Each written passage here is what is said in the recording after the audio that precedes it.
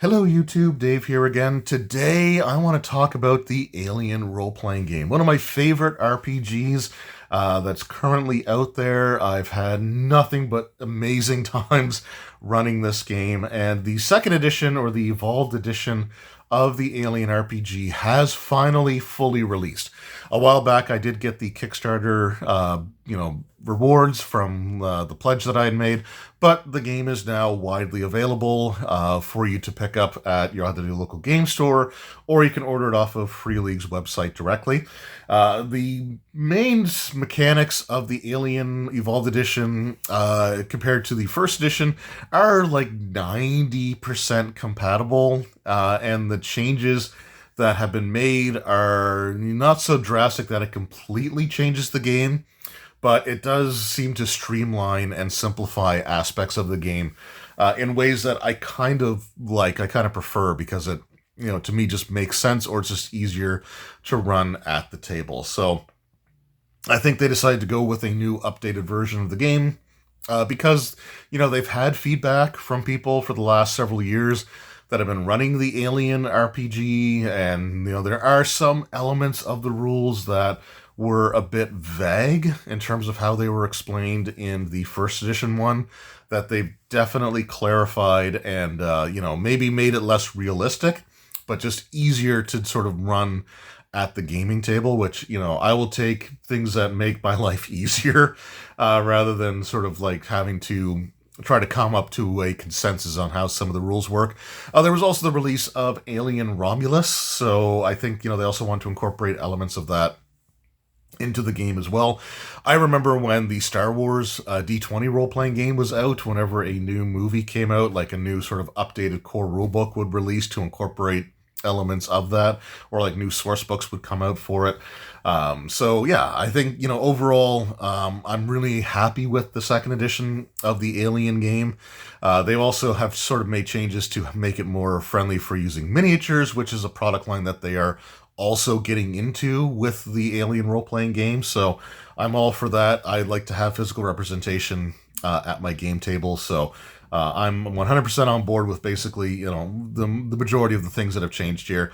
And what I want to do is go over at least the most drastic changes. This isn't going to be a comprehensive, I'm not going to comb through every single special talent or things like that to see how everything's changed. I have noticed one that has undergone a change, but I want to cover at least the most drastic changes that have been made. And there is actually a section here in the second edition rulebook that tells you what some of the major changes have been. So we're just going to take the first edition one and move it off to the side here, because we don't really need it for the purpose of this video. I just wanted to have it there for a visual representation. But the first thing that I actually want to talk about involves your character creation, which is, again, pretty much the exact same as what we had before. You get your points to spend on your attributes, and then your skills and your career will also determine what your primary skills and attributes can be. But there is a little bit more to it here that I'd like to sort of get into. So if we can find the character section here we go. The first thing that I want to talk about is, without bumping the camera there. Sorry about that. But the first thing I want to talk about is your health and how that's determined versus the first edition version of the Alien game, and the introduction of a new attribute called Resolve, and what that means and sort of how that's applied to the game as well. So your health in the first edition version of the Alien game was simply equal to your strength score. So if you had a strength of 3, you had 3 hit points. If you had a strength of 4, you had 4. If you had a strength of 5, then you had 5 health. Now, in this version of the game, it's actually a derived stat by taking your characters, and I actually have a character sheet here from the Destroyer of Worlds RPG, although this is the synthetic, so I think what we'll do is actually switch over to one of the human characters. So what they actually do here is they take your strength score and your agility score, and then you'll add those together, divide them by 2, and then round up. So in this case, your character has a strength of 4, which would normally in the first edition give him 4 health. However, you have an agility of 5. You add those together, you get 9. Divided by 2 is 4.5. round up. So this character would actually have 5 health under the second edition version of the Alien RPG, as opposed to the 4 hit points that he had in the first edition. Now, the synthetic character, for example, has a 6 in both, so, adding the same number to itself and then divided by 2 is a bit redundant. So this character would, again, simply have 6 strength there, or 6 hit points. And then we have this character here, which again also has the same sort of attributes. So you just take your agility, add your strength score to it, divide it by 2. So if you had, for example, if you had a 4 for agility, but you only had a 2 for your strength score, you would add those together. You would get 5. You would divide that by 2, which is 2.5. You would round that up to 3. So it would fall sort of in between those two numbers. So it's a double-edged sword. It can give you more health in certain cases or less health in certain cases, but it is a derived stat because it's sort of the physical version of what the resolve score is now. So in the first edition Alien RPG, you did not have resolve. It was not a part of the game, but it is an aspect of the game in the second edition. And essentially, it represents your ability to cope with the stressful situations around you.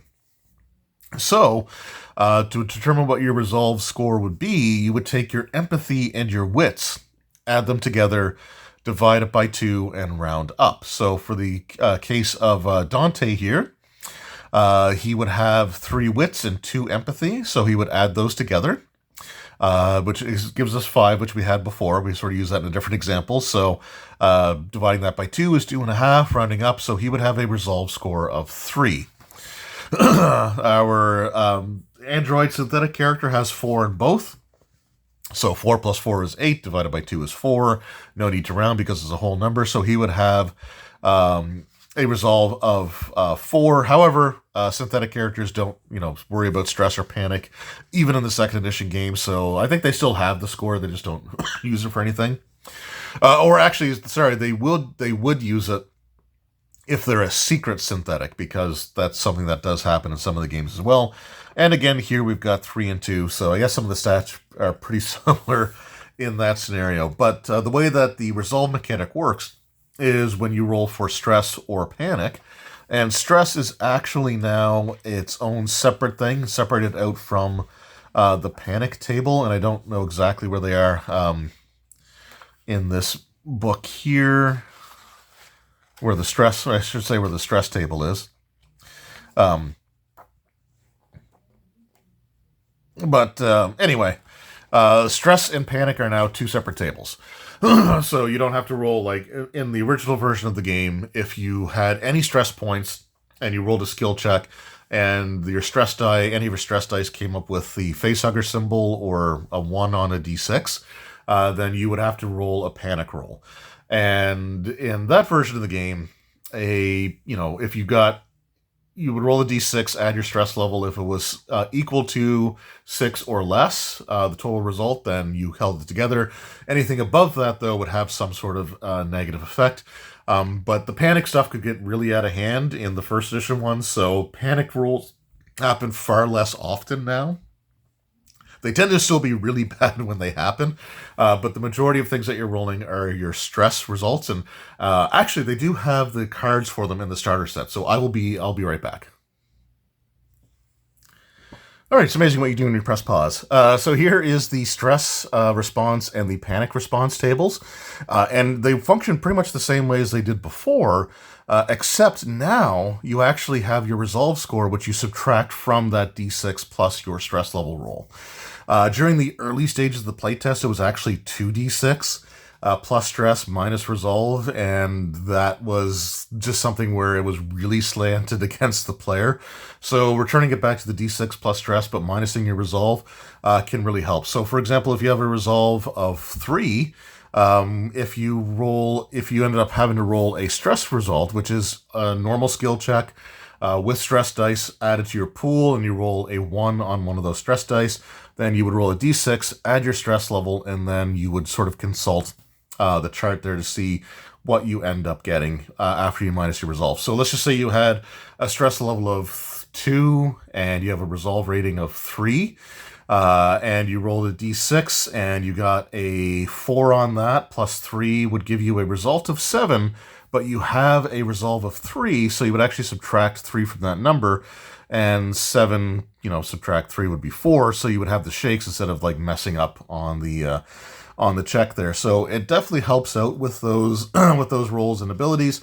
And there are talents that you can take, especially in the the campaign play, that actually allows you to increase that resolve number once for each time that you take the special ability, with it capping out at 3 times that you can take it. So if you started with 3 resolve and you wanted to, really mentally harden the character in campaign play, every time you got enough experience points, you could take that ability and eventually increase it by an additional 3. So if you started with 3, you can get up to 6, or things like that. So it's definitely a good special ability or talent to end up taking. But they added the resolve attribute, and they changed the way that they derived your hit points. So I just wanted to sort of make that well known in the game.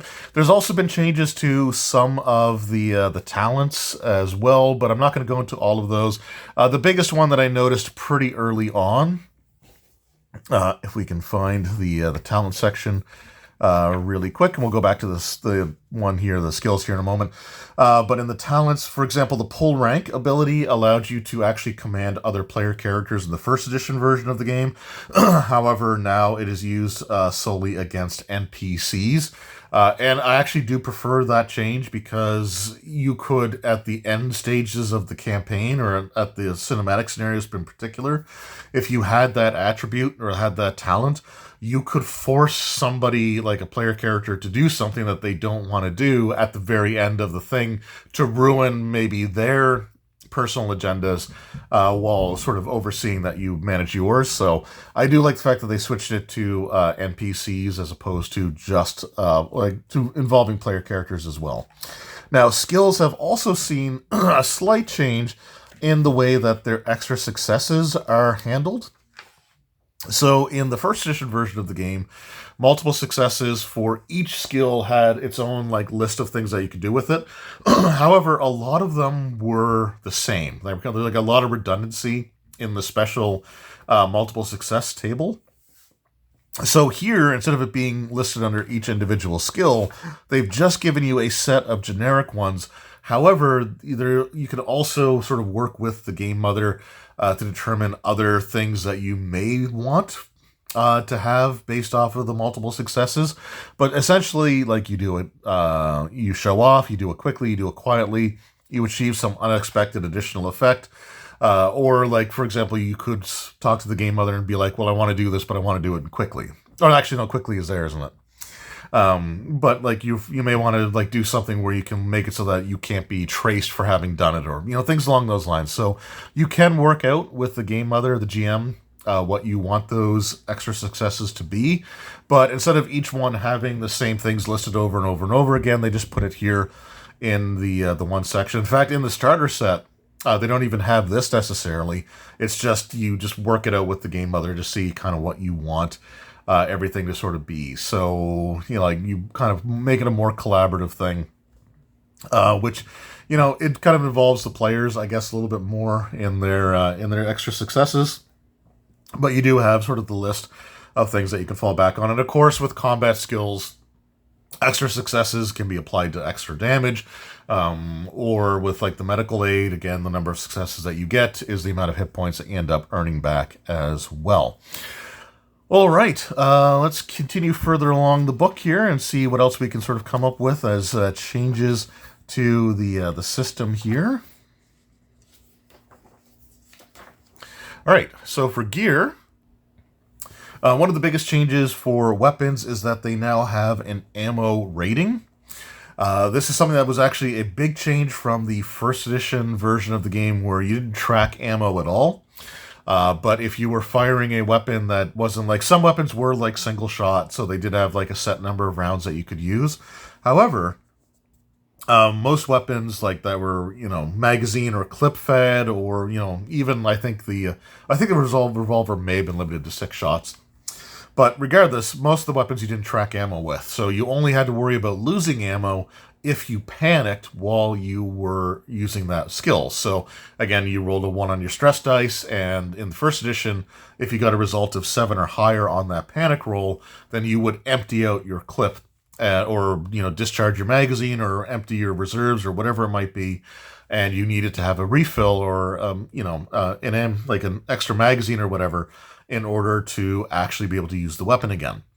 Now, that was fine and it was serviceable. However, synthetic characters don't panic. So a weapon like that in the hands of a synthetic character was essentially unlimited ammunition because they could never run out, because the only way you ran out was on a panic. So now weapons have an ammo rating. So whenever you go to use the weapon, you have to roll a number of d6 equal to its ammo rating. And similar to things like power reserves in the first edition version of the game, each one that you roll on those d6s will subtract from your ammo rating. So if you had an ammo rating of 3, you rolled 3d6, and on those 3d6 you rolled a single 1, then your ammo rating is reduced to 2. And then next time you go to fire the weapon, you would roll 2d6, and if you rolled a 1 again, it would subtract that down to 1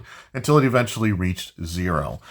So that's a change that's been made now, so that, for example, characters like synthetics can now, use weapons, but they still will eventually run out of bullets. So unfortunately, you can't have a synthetic character just go full Rambo and never have to worry about their ammunition. So that's another big change that was made. Another change that was made is to things like the RPG. So this was actually one of the more contentious points in the first edition Alien game, where when I ran Destroyer of Worlds, one of the characters had an RPG, so, they were obviously going to use it. And the rules felt a little bit murky for it because it just exploded in an area. So, it was weird to also roll an attack roll on top of it, but the RPG did give you, modifiers to your attack roll, and, how did you handle extra successes there? Because it was just a weird sort of thing, and the RPG would affect the zone that you targeted. It would affect the person that you're aiming at specifically, or the target you're aiming at specifically, but it would also impact, I think, everything else that was in that zone. However, if its explosion rating, which was a number on the weapon thing was a number of d6s you would roll to determine how much damage it actually did, which is, again, why it was a little bit weird with the attack roll sort of system. But anyway, if it was a high enough rating, it would actually also do damage in the zone adjacent to it. I think it was half the dice, or it was a set number of dice that it would do for that second zone. But there was a potential for you to roll more successes or more 6s in that smaller pool than the larger pool. So you can actually have a situation where you fire a rocket off and it does less damage to the area that it hits, but more damage to the areas adjacent to it. So there were just some odd things about the way that worked in the original version of the game. So again, it's been sort of gamified here, in that when you fire it, you do make an attack roll. You do have a modifier on your skill check. You also have to use the aim ability as well. So you have to actually spend your full turn or 2 different actions to be able to fire it off. So you have to spend one of your quick actions to aim, and then one of your slow actions to fire the attack off. But essentially, you roll the attack. If you get a success, then the weapon hits where you want it to. And additional successes are now simply added to the amount of damage that's done, which is no longer a handful of dice that you roll, but it's just a fixed number. So if you fire an RPG, you are doing 7 damage minimum to the area that you are attacking. And it only affects that zone now. It doesn't affect adjacent zones. It just kind of spill out into other areas, which might be less realistic, but it is easier to run. And, it is very, very lethal. Because very few human characters are going to have that much health. It is also armor piercing, and we'll talk about armor here in a moment as well. But yeah, it's definitely a big change the way that works, but it's now very clear, very concise. It's very easy to rule and very easy to do.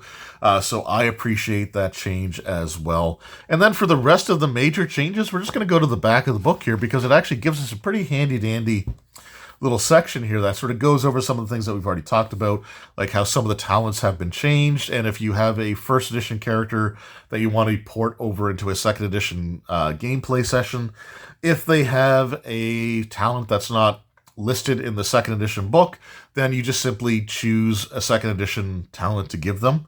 And some of them have been modified again. Like I said, the pole rank one's been sort of changed a little bit. But here's one of the big things is armor. Armor is a big change in the way that it's handled in the second edition version of the game versus the first edition.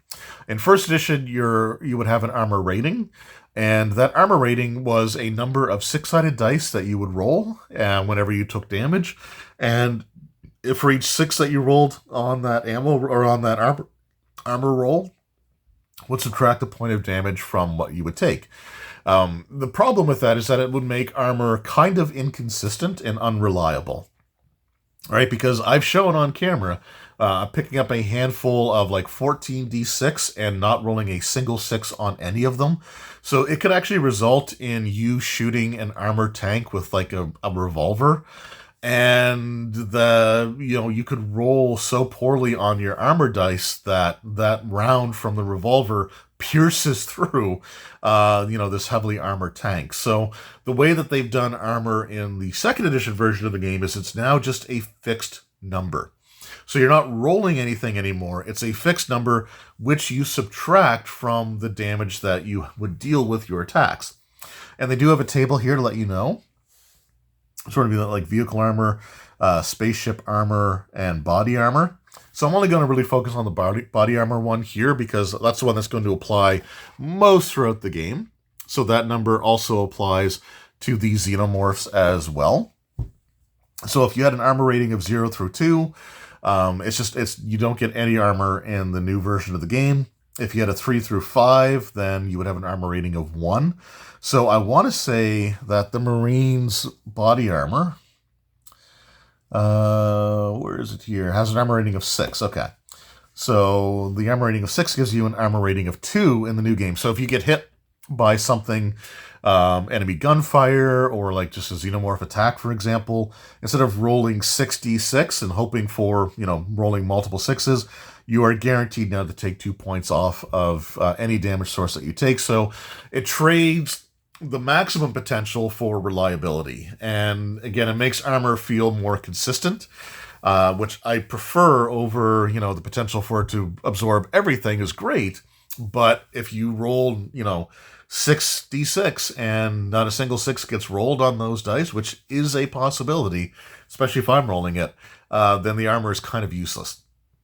Now, it is worth noting that Alien, the Xenomorph's acid spray is still a thing in this game.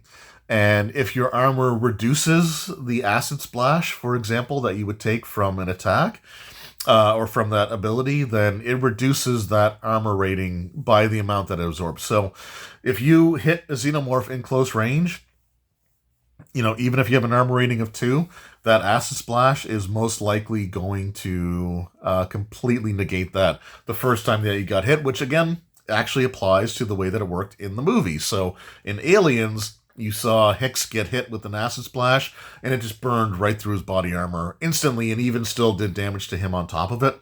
So I kind of like the fixed numbers here. So the Alien Queen, for example, she has an armor rating of 4. It was like 12 to 14 in the original game. So with her having an armor rating of 4, you need to do a minimum of 5 damage in order to actually do a single point of damage to the Queen.